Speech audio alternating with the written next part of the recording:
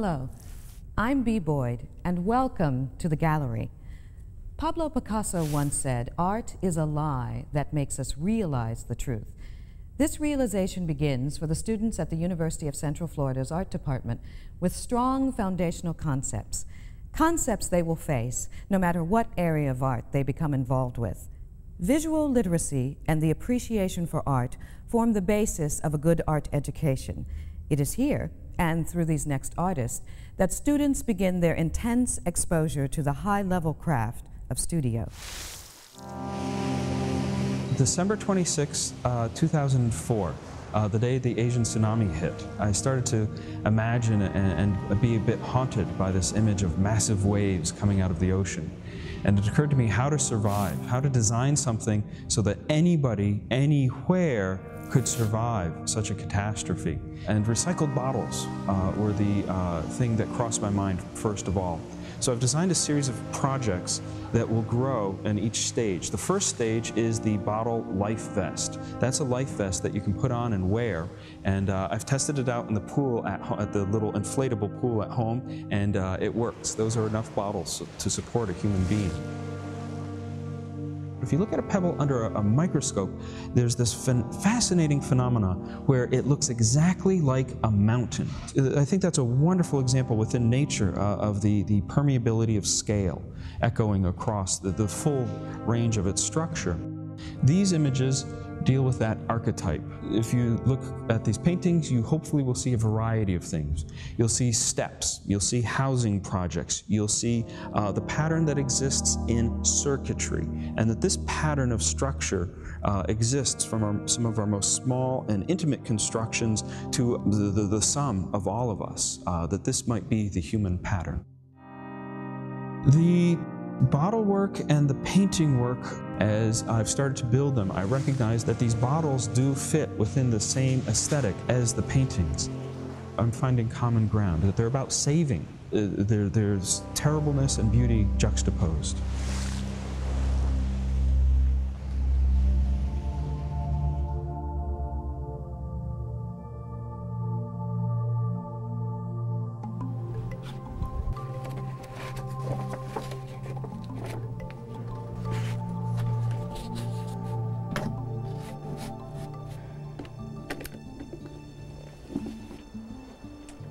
The process is just the fun part for me, that I enjoy building up the paint. I enjoy letting the paint exist on several levels, that you can walk up very close to the paintings and enjoy and see and notice the individual marks, the fingerprints, the brush marks, and then as you step away from the pictures, it slowly coalesces from a bunch of messy paint into, it just snaps into a kind of image, and you see the three-dimensionality, you perceive the illusion.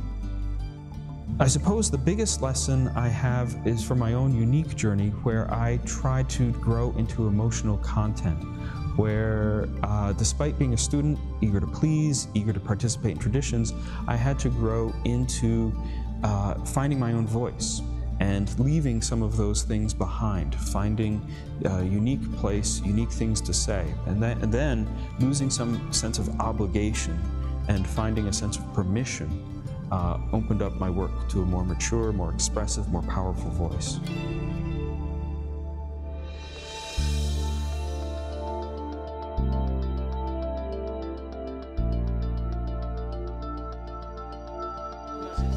Bringing my work and my classes together is a bit tricky. I take care of several different subject matters in a slight way, and currently my largest class is Art as Interface, which is an introduction to the art department. It exists as part of our foundation curriculum. It is not a studio class. It is a large lecture class. So the course is structured around concepts that are very broad and it can apply to every concentration within the art major. So it speaks to concepts that painting students, graphic design students, photography, students possibly going into digital media, concepts they'll all face. The major theme of the class is the idea of form and content, that physical things mean something, that colors can carry significance, and that as artists, once we can separate those, we can then speak about each more precisely, and it increases their powers of observation, their powers of creation, their powers of expression. You can now think of yourself as a professional. Don't wait to be an artist or a creative person. Just in your own mind, declare yourself an artist. As an artist, I try not to impose too much upon the students. The point of my classes is to bring out their creativity. What do they have to uniquely offer? Because I want my students, ideally, they'll surpass me. Thank you. I want them to recognize the difference between themselves and what I've been teaching or the processes I teach, and therefore they can take their more unique path. So I'm trying to bring them out uniquely. That is the major goal for the class Art as Interface. What art appears in the movie? I think I'm growing past the personal pleasure of making things and design into a larger role. What can I do for other people? This, of course, is a great source of meaning and significance in any human endeavor. And that, I find, is the path that is connecting my work and pointing to a direction for the future.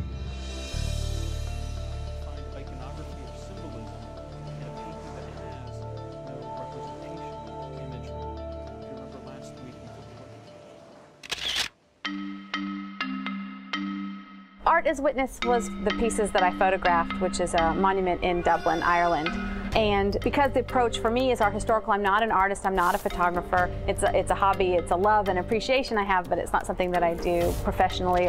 And taking those photographs, I had some very personal issues involved with why I was in Ireland, and particularly these monuments. But the monument serves for me because as much as the beauty of the image itself, it was the fact that these beautiful images are riddled with bullet holes, and that they then serve as sort of silent vigils, in a sense, literally as witnesses to an event that occurred in 1916 in Dublin, an important event in Irish history particularly, and that history has passed and generations have passed, and yet these sculptures sort of stand in this place as the only evident or sort of extant witness to what went on in that place in 1916.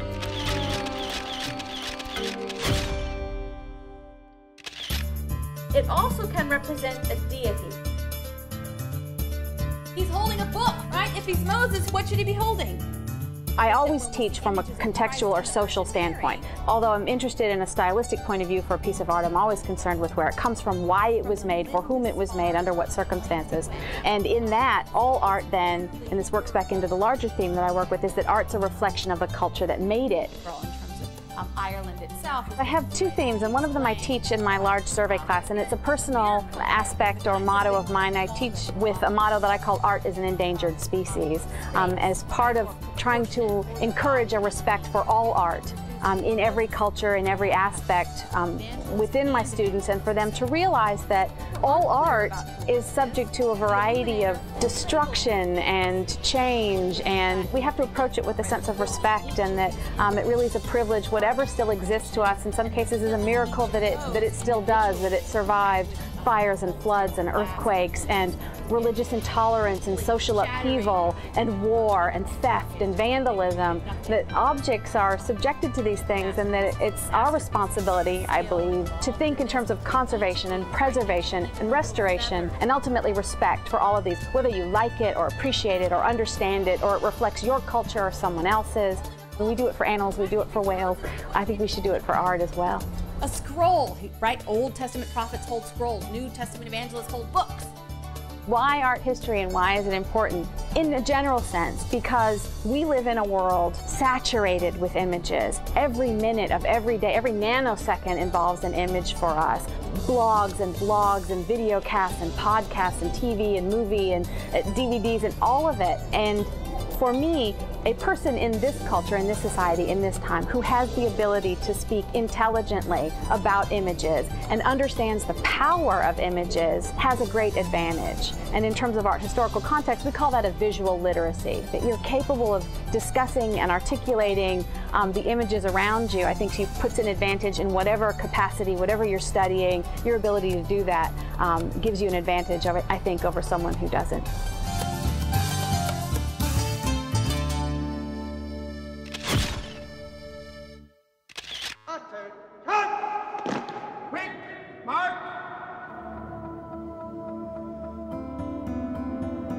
The war memorials are a direct response to the war in Iraq It's also inspired by a trip I took to Washington, D.C. about a year ago, where I visited the World War II Memorial as well as the Vietnam Memorial, and I just got inspired to do my own version of what a memorial might be. They're meant to be very direct and straightforward. The two deer skull studies are done from observation. They're from an actual deer skull that my wife found. So I lit this object carefully in my studio and started doing the best kind of naturalistic study I could, using very simple tools such as pencils and pen and ink. The lobster drawing, it's actually inspired by a study of a Dutch painting I saw at the National Gallery of Scotland this summer. So I went ahead and just did one from my imagination, trying to make it as believable as possible. The baby head is actually a study done from a photograph of my son, and it's an extension of this war memorial series I've been doing, where essentially it's this head on a stand, on a block, almost like a memorial to people killed in wars. I've done a number of bodies of work, mostly two-dimensional, and they depict imaginary still lives, as well as things from my house, imaginary subjects, and they're all richly layered, and they've got glazes of acrylic, and you can see the drawings showing underneath. I've also done large-scale drawings, 7-8 feet across, that are basically enlargements of fragments of some of these smaller drawings that I do. And that's something I've always enjoyed and liked to show in my work, is the process in which they were made, where you can actually see the underlying layers, harking back to the very first marks that were put down.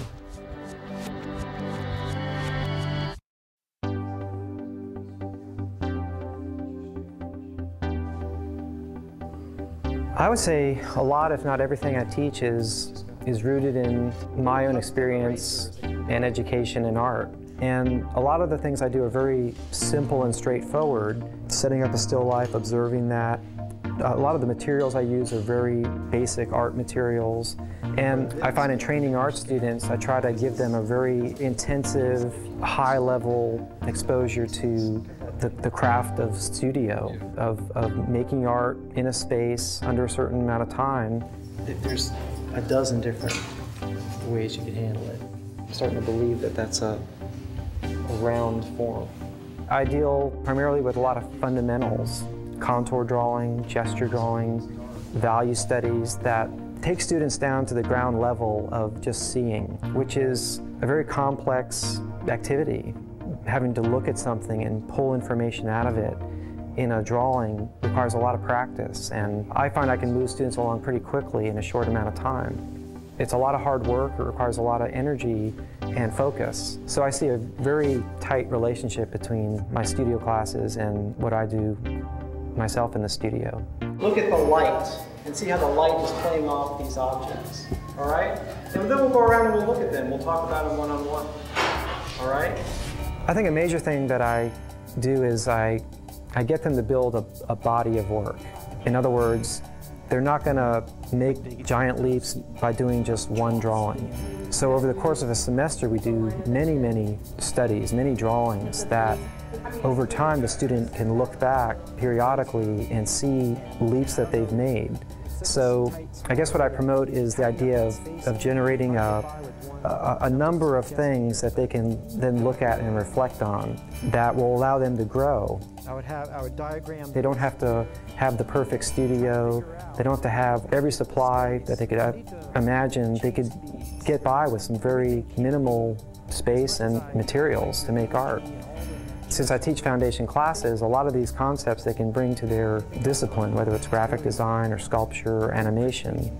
There are issues in those specialties that sound drawing skills can apply to, whether it's light or line or design. I feel like this is a solid grounding in seeing, which is, I think, a core part of visual art. So I like what you're doing here. This is good up here. Carry through.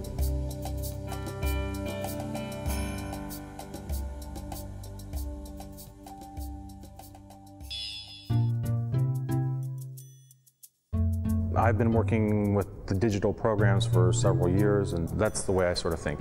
I create through the digital process, and I came from more traditional fine art photography and painting background, but now that's how I conceive my work.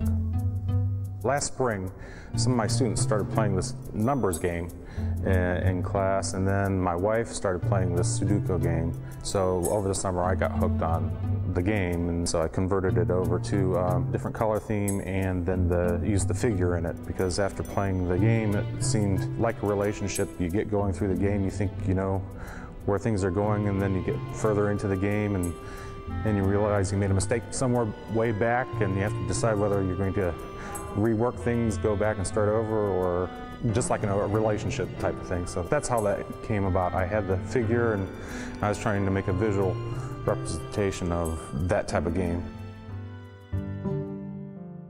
The other one was more of trying to work with the water texture and metallic, the gold textures. That one just sort of developed. I didn't have a preconceived idea on that one.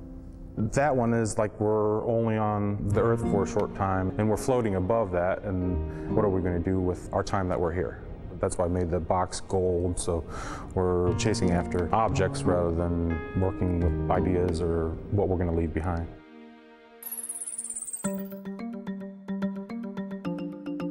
You're kidding, that's great. Take that whole thing, make that into a movie symbol. Well, I use 3D Studio Max and Photoshop for these pieces.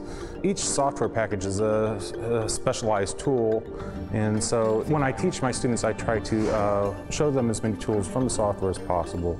And then once they start learning the software and the material, then they can start creatively coming up with ideas once they know the tool. That is awesome. Play it again, let's see. Photoshop is a basic program for image manipulation, and 3D Studio Max is one type of modeling and animation package. The students also use Maya and other different types of programs. Every week I bring in an object or set up a still life, and that they figure out the best way to model that object. And I found that that's very helpful with the students. It brings them back to a studio setting, which they hadn't been doing that here before, in that they're thinking they have 2 to 3 hours to make the object, and that their technical skills are really improving, and they're learning the software and they're thinking creatively that way. We'll get the Explorer running on my machine, and you log in and go to your website and talk us through what you did, okay? This is what our opening scene. I saw this teaching photography, and I see this teaching digital media as they get caught up in one software package and they try to use it to do everything, and it can take them 100 times longer that way, and trying to get them to think of it as each software package is an individual tool, and you don't use a hammer for every project that you're working on in the shop. So try to associate it with a toolbox that they're working with of software packages, and they choose the right tool for the process, because a lot of times they'll try to do everything all in one software package, and it can't be done. I prefer digital. It has the best of all worlds. I can manipulate things like you can't in traditional photography or painting. It's more difficult to change directions and try different ideas, where in digital you can start building an image, and then you can branch off and go several directions and take it where it leads you in the creative process, where if you're invested so much in a big canvas or whatever, you're not willing to do the experimentation. It's not as easy to change paths and try different ideas. People that don't know the digital media, they think there's a magic button out there that they can, if I show them the magic button, they can do the same thing. I think it took a long time for photography to become an established art form or accepted, and digital media is on early stages of being accepted. It's just going to take a little while.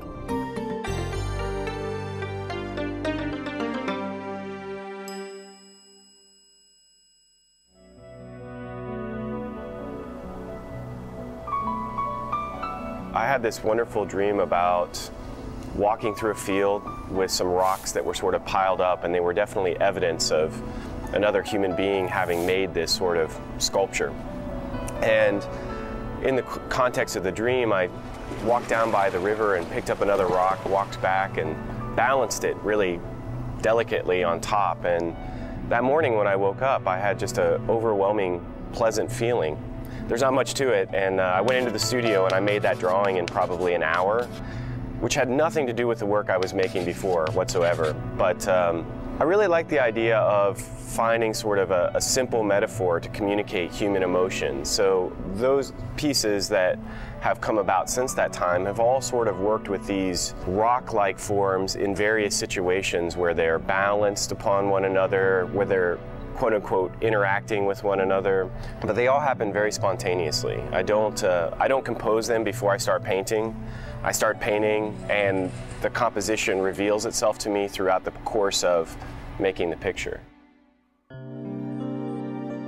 Thematically, one thing that I'm very focused on is making my work very accessible, making it very textural, making it feel very direct. I love the way that the oil paint draws a viewer in. A lot of people ask me to touch the paintings because of the way they look.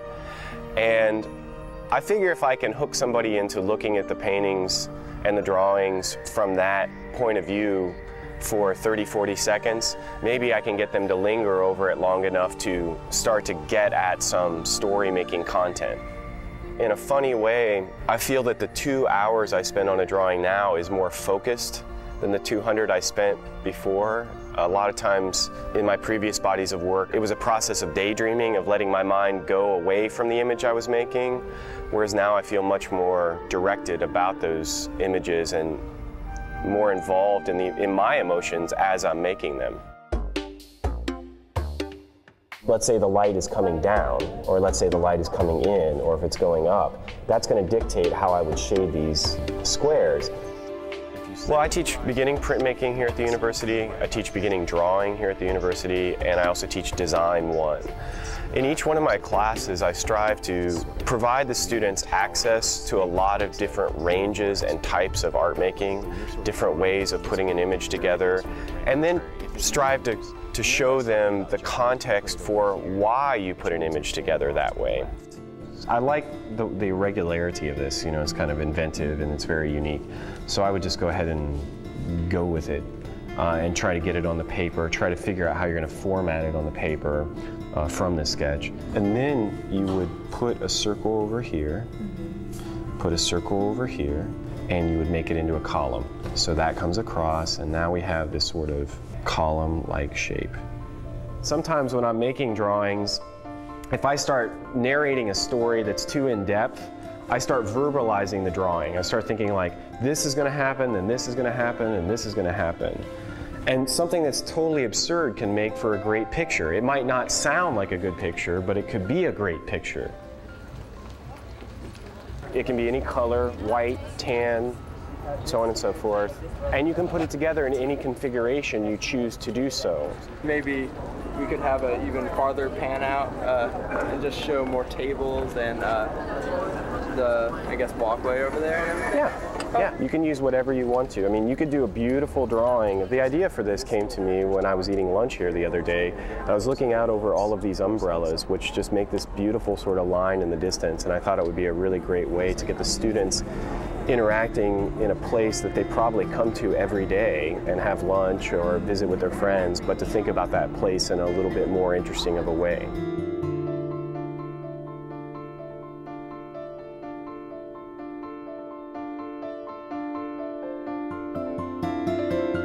Sometimes students are more keyed into contemporary culture. They're really cued into video games and films and movies and books and graphic novels and those kinds of things. So when you hand them a big chunk of dirt and you ask them to make an image on a $3 sheet of paper, the challenge is to provide a context for where that history lies.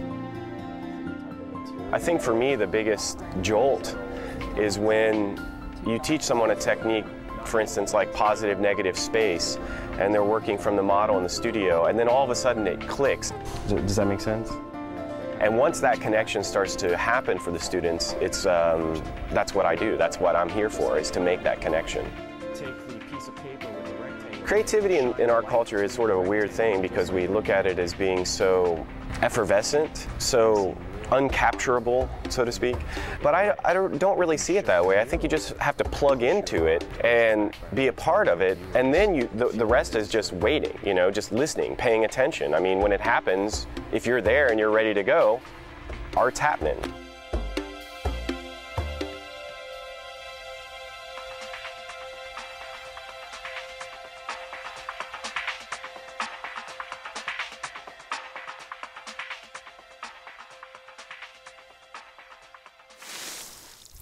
Making art happen is a process. It begins first in the classroom, where the students' creativity is nurtured with a sense of place and history. Then from the basics, where they begin to draw information from what they see. On the next gallery, we'll look at art and graphic design to discover what it takes for students to develop their conceptual skills. Plus, we'll see how the real world is brought into the classroom through applied design. We'll also meet an artist whose passion for his work helps students learn to express themselves. You can learn more about the UCF Department of Art by visiting their website at www.art.ucf.edu. For The Gallery, I'm Bee Boyd, and thanks for watching.